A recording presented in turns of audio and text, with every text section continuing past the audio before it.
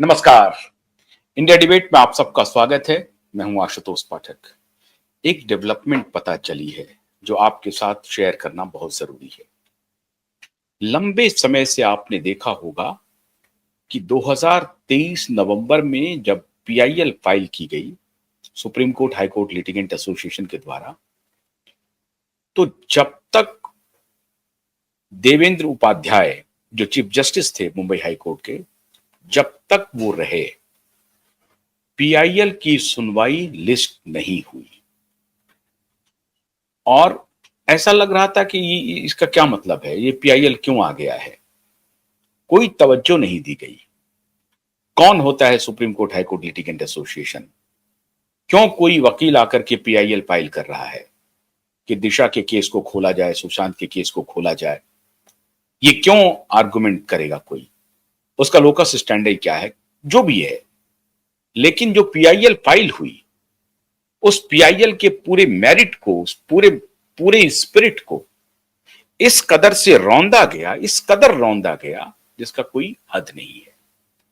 लेकिन उस वक्त कुछ रसूखदार लोग कामयाब हो गए और वहां जो चीफ जस्टिस थे उन्होंने इसका संज्ञान नहीं लिया और नवंबर 2023 से मार्च 2024 तक, बल्कि मार्च 2025 तक, लगभग पौने 2 साल, लगभग 1.5 साल तक अटका रहा मामला।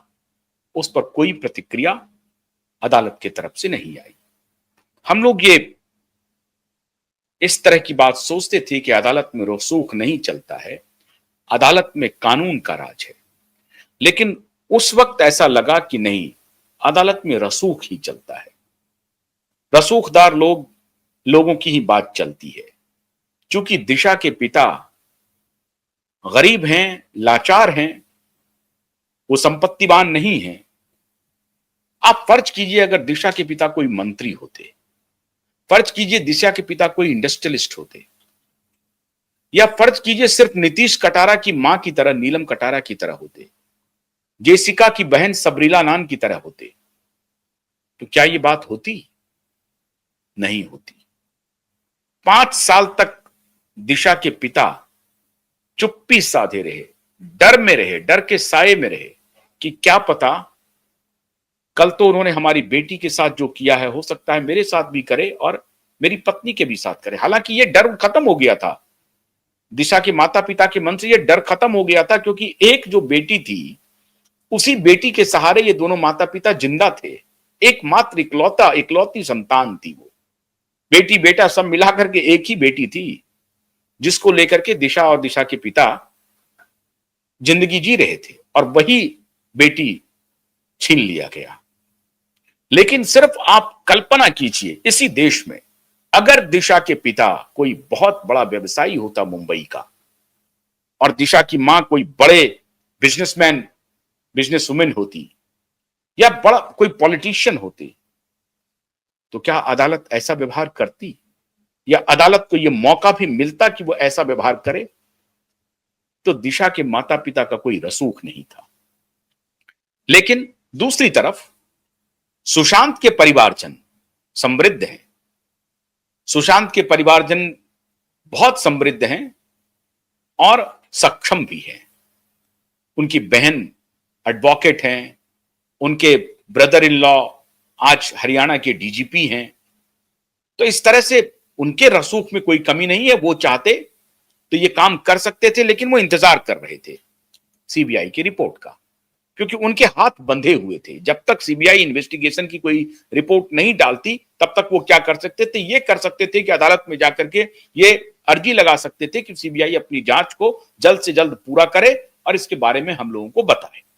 खैर, उसके लिए सुशांत के परिवार ने वक्त दिया सीबीआई को, और सीबीआई ने अपनी रिपोर्ट दे दी।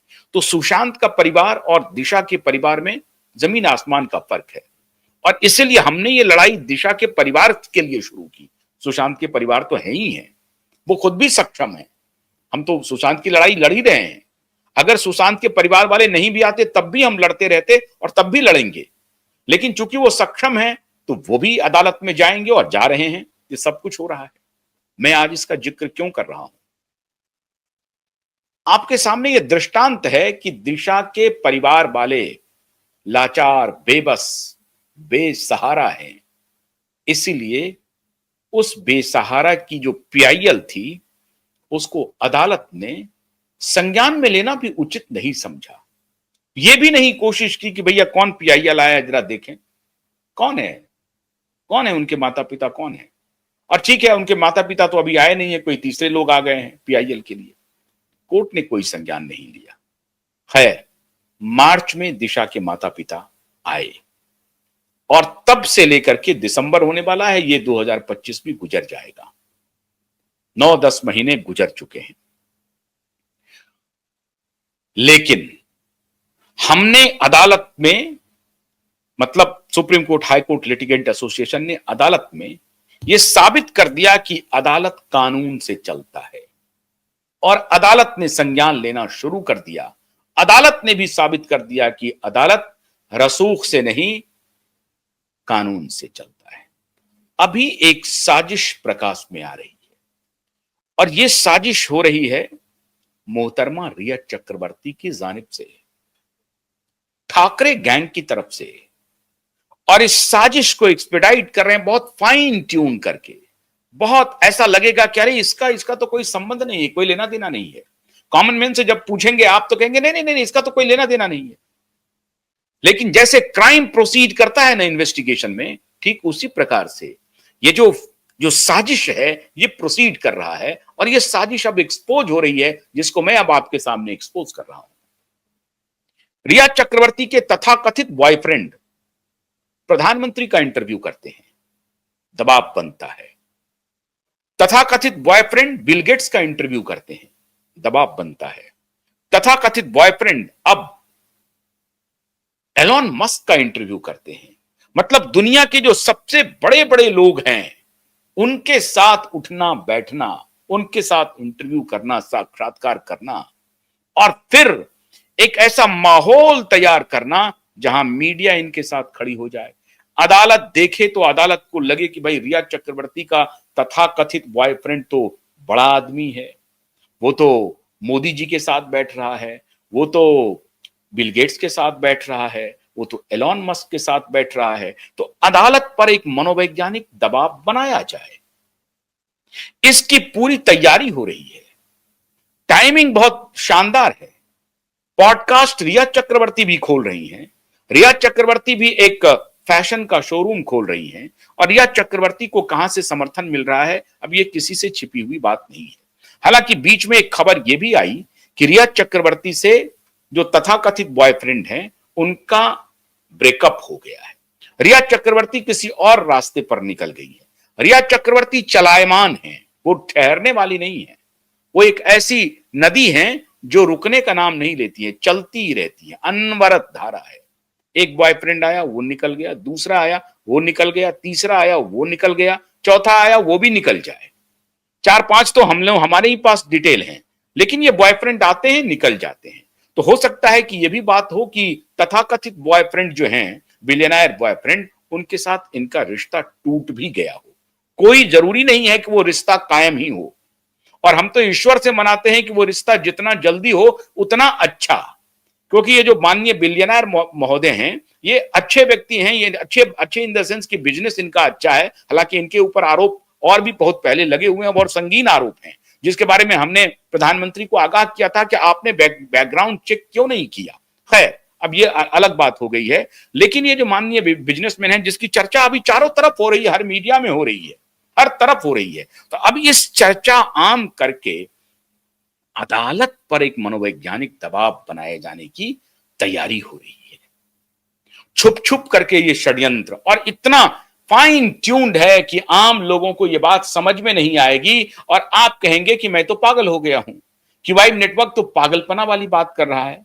कहां तो एलन मस्क के साथ उनकी बैठक और कहां रिया चक्रवर्ती। अरे नहीं, बिल्कुल नहीं।